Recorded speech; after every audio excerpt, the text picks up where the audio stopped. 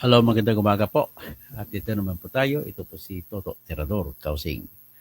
Ito po ang inyong engineer. Ito po ang inyong Doctor of Jurisprudence. At syempre pa. At ako'y maglalansag sa ngayon. Titingnan natin yung bagong development sa politics sa ating bansa. At importante po kung malaman nyo ito dahil po ito ay magbibigay ng tulong sa inyo kung paano po kayo magdidesisyon ngayong halalan sa 2025, May 12. Okay? So, anyway, ako po ngayon lamang po ako nag-live. So, ang ibig kong sabihin yan ay uh, maaaring wala akong audience ngayon pero sa mga team replay ay binabati po ko po kayo para naman matulungan nyo ako at least meron na, no? So, disconnect po na natin.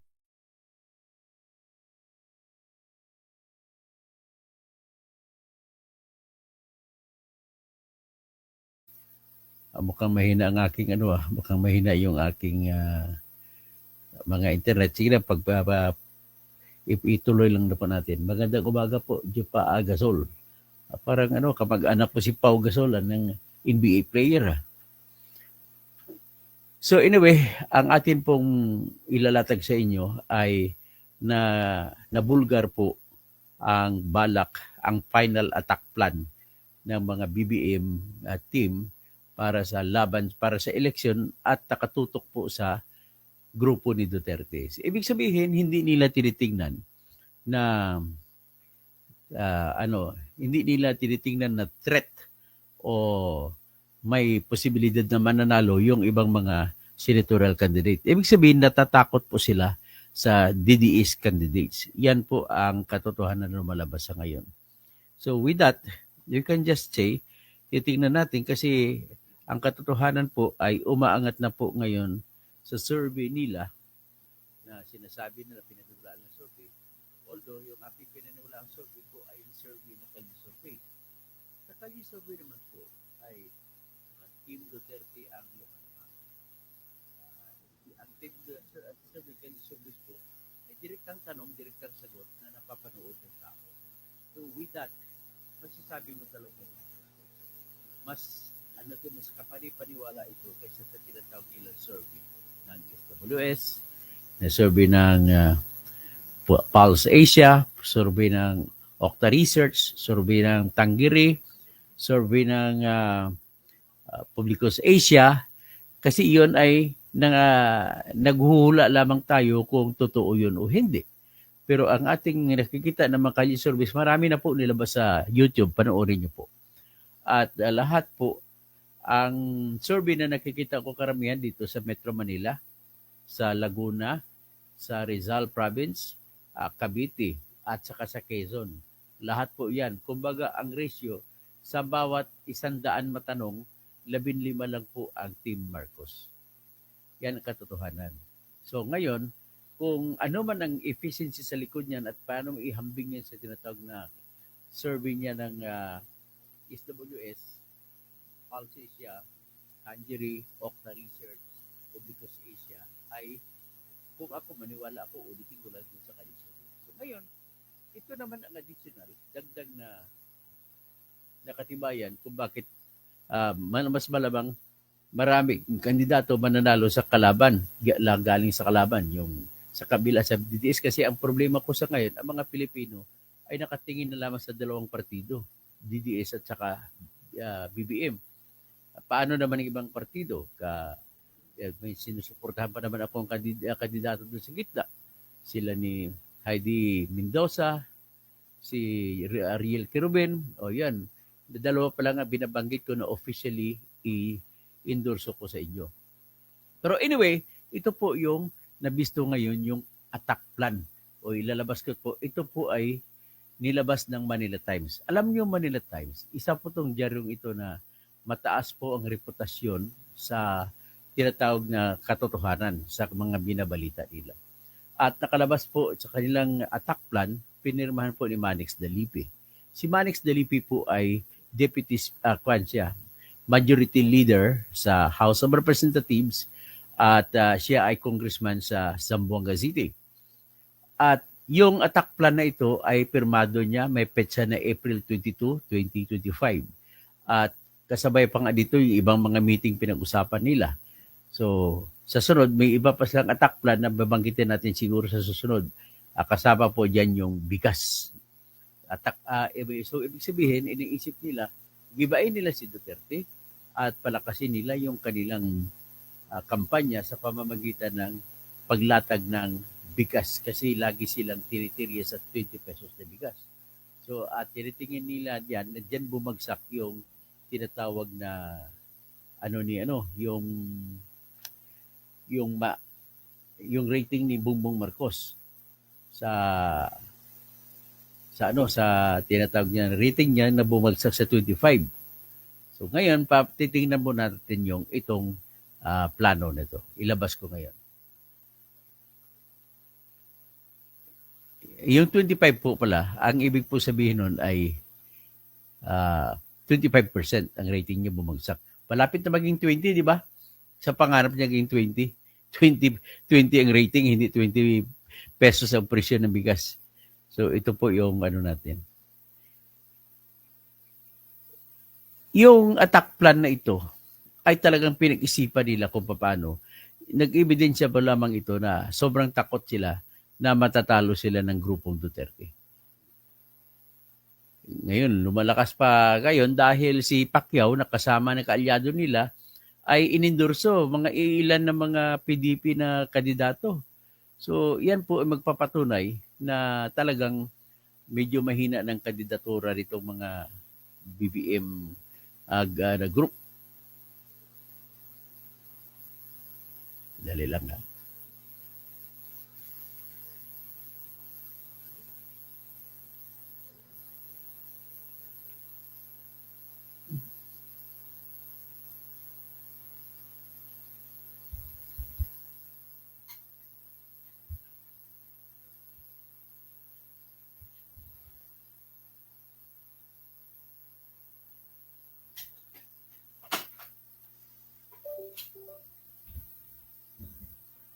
Pasensya ka na, nag-change ko internet source.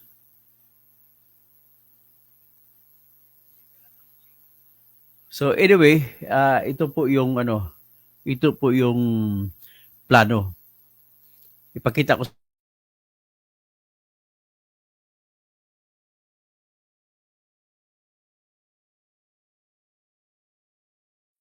Binalita po ito ng Manila Times. So, leaked paper lays out full attack plan. Ito po, final attack plan nila ng BBM Group. So, a leaked document outlines the campaign strategies of the administration-backed alyansa para sa Bagong Pilipinas going into the final 3 weeks before the May 12 elections, including a push to impeach Vice to have the candidates she supported disqualified. So, ang main ingredient ng pinakahuling plano nila ay pabilisin nila yung impeachment laban kay Sara Duterte. At makikita ninyo ngayon yung mga kakampi ni Sara o ni Duterte na mga kandidato ay gagawa ng paraan na makatsampahan ng kaso na disqualification. Kaya nakita mo nung inendorso ni Sara si Camille Villar, kinasuhan si Camille Villar ng pasyokos. Bakit hindi siya disqualify? Ayon kuno dahil sa pamimili ng boto. So, kasama sa kaso, kasama sa plano nila yan. So, meron pang iba, titingnan natin ngayon, basahin natin ang todo. So, ngayon, sabi niya, the document titled Mid-Election Campaign Sprint Action Plan was signed by by House Majority Leader Manuel Jose Dalipi, who is also the Executive Vice President of the Lakas Christian Muslim Democrats, and highlights the key objectives of Oplan Horus. While the source of the leak said the document was authentic, Alyansa Campaign Manager Toby Chanco dismissed it as fake. So sinabi nila, ang nagbigay ng dokumentong ito sa Manila Times ay nagsasabi, nanunumpa na totoo itong dokumento. Pero sinasabi ni Toby Chanco na campaign manager ay hindi po daw totoo ito. Kaya ito raw ay fake news. So, sabi naman ni Manix Dalipi, tinanong siya, hindi daw niya alam ito. So, fake yun kasi hindi niya alam. So, sinabi naman, inang sinabi niya sa Manila Times. So, ibig sabihin, lumalabas po sa Manila Times na source, lumalabas na parang sinungaling ang Manila Times. The document said, the President Marcos Jr. continues to be attacked and smeared by the evil forces. So, isasabi lang dahil pilit inatake si Bongbong, si BBM, na mga evil ang tawagin nila. Ang mga evil na umatake ay tinutukoy ng mga kampanya, mga kakampi ni DDS o kakampi ni Duterte na nakakulong ngayon sa dihig. So, awaiting trial for crimes of for the crimes against humanity in connection with the bloody war on drugs. So, ito, tingnan natin kasi una, sinasabi nila na hindi daw totoo ito. Gusto ko makita ninyo. So, ito po yung final action plan. Palaki natin. So, yan tingnan ba? Ano mapalaki ito? Ayan, nakikita nyo ba? So, yan. Medyo malaki na. So, sinasabi rito, mid-election final campaign sprint action plan. So, lakas MCD meeting, Tuesday, 22 April 2025. So, meeting schedule nila, arrival of participants, opening remark, message of commitment, closed door meeting, reaction plan. So, ibig sabihin, sekretong meeting nila to. So, sa Oplan Horo, sinasabi na ang leader ng alyansa para sa Bagong Pilipinas, saka si PBBM, ay patuloy pa rin na inaatake ng Duterte evil forces. So, tawag na sa Duterte forces ay evil forces. Tapos, the kindest daw, very kind daw ko na si BBM, at saka nagtotolerate, kaya dapat daw hindi daw ito yon ay sasamantalahin ng mga grupong DDS. Tapos, saka depensahan daw nila si BBM at saka lahat yung grupo niya. So binanggit dito na ano na ba na-accomplish. So, ano na ba yung natapagtagumpayan daw ng grupong BBM? Sabi niya, 1 year after the Oplan Oros formulated. So, ibig sabihin, 1 year ago pa pala, nila ginawa ito. Ang Oplan Oros na ito. The Alliance has made encouraging progress. So, maganda daw, medyo nakaka-encourage daw yung nangyari. So, we have greatly weakened Duterte's evil force according to the Oplan Horus. With the optimistic midterm election situation, we are confident that Dutz will not be able to challenge the PBBM's leadership before 2028. We have accomplished. So, how to defend? Set up a core campaign team to include Speaker Martin Romualdez, President Rinaldo, President of Partido Federal ng Pilipinas, Rinaldo Tamayo, sa Congressman Toby Chanco, and Congressman sino bang AG na ito. So, aligned with more parties, ensure the centrality of Partido Federal ng Pilipinas while aligned with Lakas, Inyupi, Nacionalista, and NPC. Endorsed VIP or VIP candidates. Ibig sabihin, guest candidates nila, si Congressman Erwin Tulfo, Senator Ping Lacson, at Senator Manny Pacquiao, Senator Bong Revilla, Senator Lito Lapid, saka si Mayor Abby Binay, etc. So, raise the campaign funds. Si Congressman Saldico daw ang nag-prepare ng 8 bilyong budget. 8 billion po ang budget ng grupong BBM to cover the rallies and logistics as well as cash and propaganda fees. Ganon pala kalakas, kaya pala ganon kalakas si Saldico. Siya pa ang naghanda ng 8 billion na pundo. So, use policy tools like exemption of rice tariffs, and dyan pala kumukuha sila sa smuggler ng pera, pangkampanya. Yun po yung sa smuggler na bimigay kapalit ng pagbaba ng taripa o ng ng buwis sa pag-import ng bigas. Babaan ng, kaya pala binaba, ginawang 15%, kasi yun pala doon kukunin yung pangkampanya ng alyansa. So, information campaign, reactive social network established during, next page. During the 2022 national elections and absorb more as SOCMED influencers. Mali pang spelling, no? How to attack, ito pag-atake daw nila. ICC arrest plan, PNP, PEDA, HRC, Congress work with Senator Trillanes. Ibig sabihin, si Senator Trillanes, sekreto palang nakipagkampi bata na pala siya ni BBM, si Senator Trillanes. Okay, for ICC investigation, si Trillanes ang binigyan ng trabaho na makipag-coordinate sa ICC. So para makakuha ng arrest warrant laban kay Duterte. And successfully arrested and transferred him. So, ibig sabihin, nag-successful sila kay Duterte. So, ibig sabihin, from the start pala, kasama na to sa plano, yung pag-aresto kay Duterte. Nang ibig sabihin, na sa isip nila na kapag ma-aresto ni si Duterte ay tapos na ang boxing. Ang inisip na tapos na boxing, talo ng lahat, mananalo ng lahat ng kandidato ni BBM. So, domestic investigation number 2, the House, DOJ, NBI, ayun pala mga quad committee ng mga investigation kasama sa plano. So, kasama din yan sa mga investigasyon yung tinatawag na confidential fund ni Sara Duterte. So number 3, Lance impeachment. So nagsampa nga sila ng impeachment kasama nga sa plano at alam ko naman na talagang sinadya nila yung 250 na signatories na pumirma na congressmen at may bayad po 150 at 250 na pundo kagaya ng ayuda na na 25 million, saka IX na 25 billion at saka flood control projects na 200 million. 100 million. So 150 million po ang binigay sa mga congressman kapalit ng perma. So weakened the Dutch Alliance. So napahina na daw nila yung mga alyansa naman ni Duterte.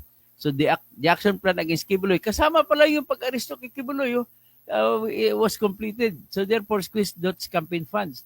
So ibig sabihin, dahil daw doon sa naaresto si Kibuloy, ay nabawasan yung pundo ni Duterte sa pagkampanya. So gusto nila pinapalabas na yung kampanya ng DDS ay nanggaling sa pundo ni Duterte. Nanggaling sa pera ni Duterte daw. Siyempre, ibig sabihin, ninakaw daw ni Duterte no siya ay presidente. So counter disinformation. Fight back Duterte and KOJC by information campaign on drug war, smuggling, and private military. So, ibig sabihin, ganun po ang pagkira nila sa kabila, gamitin nila yung kampanya laban sa droga. Kunwari, naglalaban sila sa smuggling, pero sila naman ng smuggling. Sa private military pa, ginagamit nila. So, following the strategies and moves, speed up the impeachment on Senate using FLR to win Senate votes through speeches.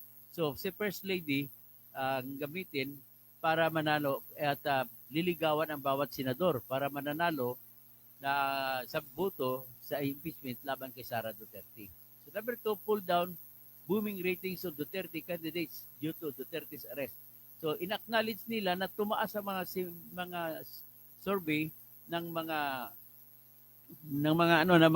kandidato ni Duterte dahil sa pagka-aresto. So, kinikilala nila na mali nila yun. Kaya ang ginagawa nila, gumagawa sila ng diskarte na mababagsak naman ang survey ratings ng mga Duterte candidates. At lalo na si Bongo at saka si De La Rosa. So, carry forward domestic investigation. So, investiga pa rin sila, the House, DOJ, NBI, COA. Kaya pala sunod-sunod ang pagsampa ng kaso ng NBI. Lahat pala ito yun geared toward the political plan para mananalo sila lahat. So, i-disqualify daw ang kay candidates na mga kakampi sa kay Duterte ay mga kandidato ay i-disqualify daw magsampa ng kaso sa laban sa kanila before the COMELEC. So, file drug and murder cases against Duterte, Pulong, Bongo, and De La Rosa in local courts. So, maliban pa pala sa ICC na kaso, magsasampa alin pa sila ng kaso laban kay Digong, laban kay Pulong, laban kay Bongo, at laban kay De La Rosa sa local courts. At disqualify sila para i-disqualify din sila ng COMELEC. Tapos bigyan nila ng pundo si Carlo Nograles sa kampanya niya. So i-counter din for disinformation down, shut down sa Duterte. So sinasabi na maraming fake accounts sa mga Duterte groups. Yan sinasabi nila. So i-freeze daw ang Duterte assets. Yan ang pangalawang target nila. So ito po ay pirma ni Manuel Jose M. Dalipi, Executive Vice President. So ngayon, mga katoto, ay may claim po sila na hindi po totoo yung pirma. Tingnan yung pirma ni Dalipi. Ngayon, ipakita ko sa inyo ang pirma ni Dalipi sa impeachment para i-compare natin kung kanyang pirma ba talaga ito. Kasi kiniklaim nila na fake ito niyang hindi daw totoo itong manilik na attack plan. So, ito po ang iangat ko po rito ang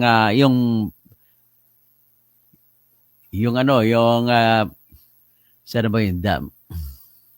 Dali lang, hanapin ko.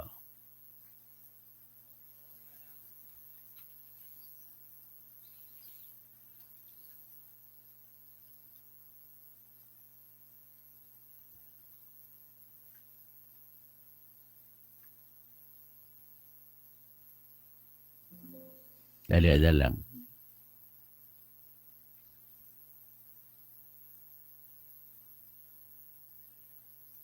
Ito ha, siyempre habang hinanap ko, nais ko lang din sabihin dito na, ayan sa taplan, na ito ay nagtumitindi na po, ulitin ko lang na ito ay hindi ko sinasabi na totoo, pero sinasabi ng many times na parang totoo.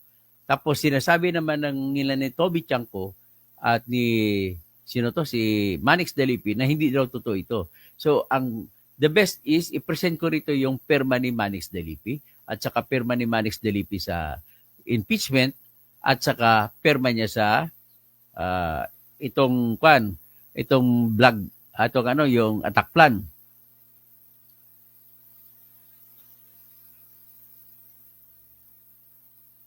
Anong kuha na ba yan? So, Black Matters, Alyansa Attack.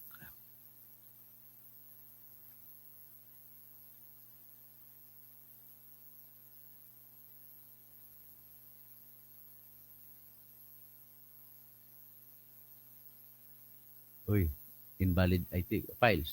I-save ko muna.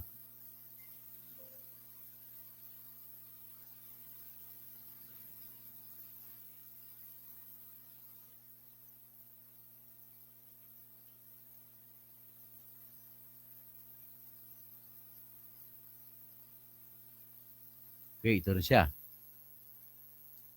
Dito yung ma-compare kung talagang pirma ni Manix Dalipi. Ito na po. So tingnan nyo ang pirma dito sa kanan at sa kaliwa may pangalan Manuel Jose M. Dalipi. Yan po yung pirma sa final attack plan. I-compare nyo sa pirma dito sa kanan. Ito pong pirma niya na madali ang pirma nung pumirma sa impeachment plan. Kung ako tanungin niyo po, pareha, pati stroke ko, o pareha, pati dito parehas din. So, ibig sabihin, kumbinsido po ako na totoo yung final attack plan na sinasabi. Okay? So, ngayon, yan lamang po muna ang ninaano natin, ang i-vlog natin sa ngayon at maraming salamat po at magandang umaga po sa lahat. At ako'y manawagan na lang, no? Si Jupao Gasol, Dan Tamsak, Feli Aguilion, good morning po. Toto Kausing, the best vlogger. Salamat po. Rolando Domingo, good morning. Idol watching from Chicago. Ruel Cagbay, Camille Antigua, Percy said, if a quarrel erupts between Marcos and Duterte, I will side with Marcos. Long live Percy Lapid. Ang problema, nagkamali ata si Percy Lapid. Si Percy, nagkamali ata, hindi niya laman, patay na kasi siya eh. Hindi niya alam yung pagnanakaw na malaki-malaki. Si Rolando Domingo, humihina po ang sounds ninyo. Humihina po ang sounds ko. Sa tingin ko naman, hindi naman po siguro. Dikit na to. So si Nepsi, maayong aga Toto Kausing, watching from Papua New Guinea. Salamat gid Nepsi. Always watching your vlog. Salamat.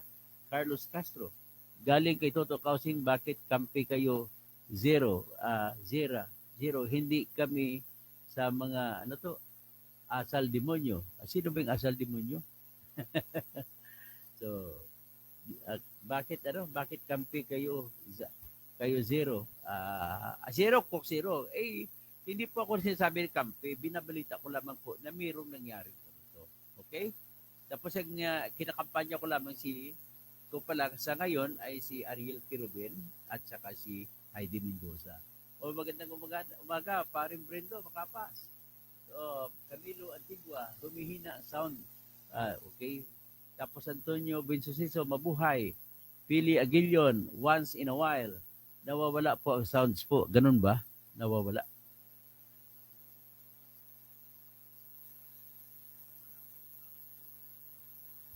O hindi naman, nung monitor ko parang hindi naman. So, kukunin ko monitor ko. Hello.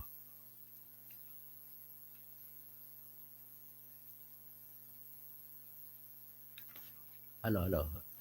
Hello. Ayan. Ito pala, si Pili Aguilon, si Gimark Scrum. Hello, bro. Attorney Toto from, good morning. Good morning, Brad. Ruel Cagbay, Camilo Antigua, Trillanes is the knight in shining armor, securing Philippines from evil Duterte. Kasama daw si Trillanes dito ayon sa balita sa dokumento kasama sa plano.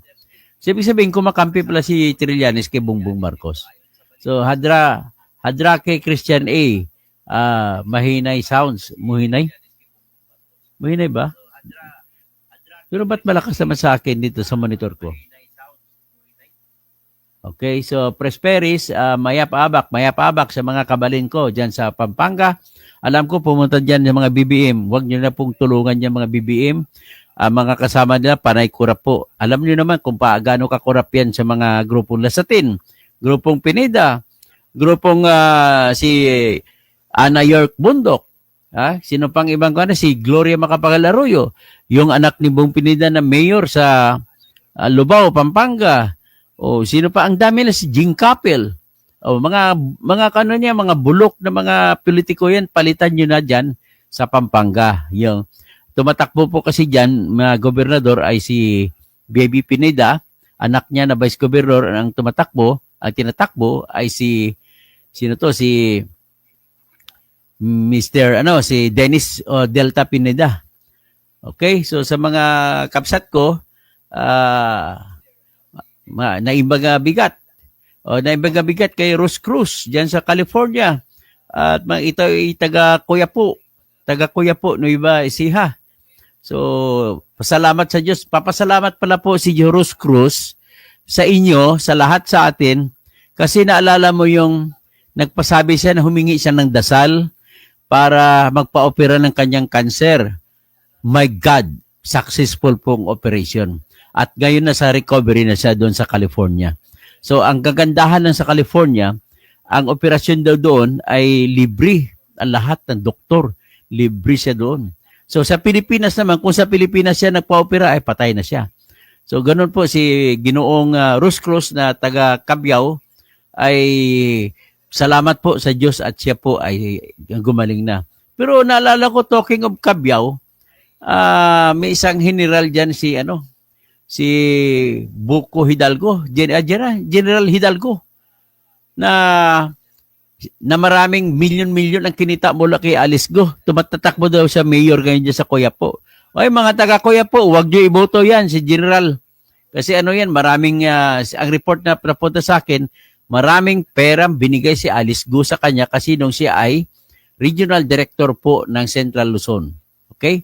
So, di kayo sobrang dami din ng pulis para hulihin si Kibuloy. So, Presperes, may paabak.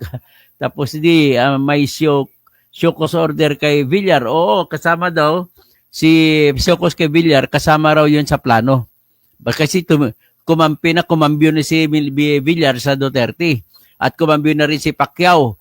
Bumitaw na siya. Kumambyo na rin si Amy Marcos. So, expected marami pang ibang kakambyo dyan, hindi lang nagsasalita. Kasi sila po ay natatakot po sa backlash ng Duterte forces, ng Duterte Magic. So si Jesse B. Tubbs, ang sound ninyo, attorney, mahina. Kanina ba? Dakila, good morning. Lodi, Congress deserves to be abolished. Yun. Si Sir Mojica. Brad. Si Eliser Mojica. Brad to ni Zambitori, Lokman. Si Brad Zambitori. Kumusta kayo dyan? Okay. Sa Sambonga, si Sir Mojica. Duda talaga ako sa balak na mabenta ng 20 pesos na bigas. Bukas siguro mamaya konti, tirahin natin ang bigas nito. Sabang Bicol, Dr. Toto, also watch your show every day from Pleasant Hills, California. Salamat, maray na aga, Sabong Bicol. Nover de Los Santos, good day po, Sir Toto. Cesario Angkong, good morning po, Engineer Toto. Lani Vargas, yan ang alyansa ng bagong Pilipinas, ang daming violation sa paggamit sa pundo ng bayan na kahit campaign funds, period yan, Comelec, okay lang. Sige, si Morin, shout out, Atty. Toto, Imornibal, good morning dyan sa Imornibal, sa La Union. Wag nyo na iboto yung mga Ortega na yan. Ilang taon na ba kayo nasa kamay ng mga agila ng mga Ortega? Good morning. Tapos si Mamerto Lawrence. Bakit final attack? Final attack daw kasi nabisto kasi ito na yung final stage. 3 linggo na lang po ang natira sa kampanya. So ito na yung final attack plan nila. Noon pa yan, ngayon lang, ngayon lang po, April 22 lang po ito na petsa, kahapon lang. So, sinulat na dito, yung mga noon, kung ano nangyari, kasama pala sa plano. Pati pag-aresto kay Duterte, kasama sa plano. So, ito naman, si Nover de Los Santos. Sir Toto, mabuhay po, pabayan, 20 pesos. 20 pesos per kilo. So, mamaya, pag-usapan natin 50. After 10 minutes, mag-out ako, babalik na naman ako. Evan Mark, Sir Toto, ikaw lang ang pwedeng pagkatiwalaan na vlogger. Halos lahat ng anti-Marcos dati ay naging tuta na ni BBM Tamba. Mga abogado pa man, din sila. Mateo Pomencio Malasiki, good AM, Dr. Toto, sa Pilipinas, libre ang sakit, hindi ang gamot. Okay. Tapos Noelle Morin, Elena Carillo, Morin, no skipping ads. Salamat po. Huwag po kayo mag-skip sa ads ko. Tapos ginagawa nila ng issue si Villar ngayon. Pero si Luistro tahimik sila. Oo nga, naman ba si Luistro di kinakasuhan? Kasuhan kayo natin. April Joy, good morning. Sabong Bicol, Atty. Toto, bakit hindi mahuli si Bantag? Yan ang problema natin si Bantag. Pero mag-antay lang kayo, may ginagawa po akong diskarte kay Bantag kasi baka po maging positive yung aming lakad, mahuli na namin siya. Manuel Toribio, good PM from Virginia, USA.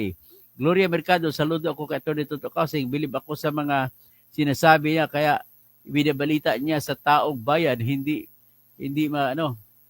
nakasawang pakinggan. Salamat po, Gloria. Camilla Antigua, Dr. Toto, I believe that you lost credibility as tirador cause you always start issues without finishing like the career of the case of Dr. Ige. Ang kay Dr. Ige po ay papalo up ko pa yon. Election lang po ngayon. Federico Gloria Mercado, Camila Aga, Federico Ancheta, naimbagal bigat. Dr. Toto, maganda po ang inyong pagpaliwanag at hindi ka one-sided.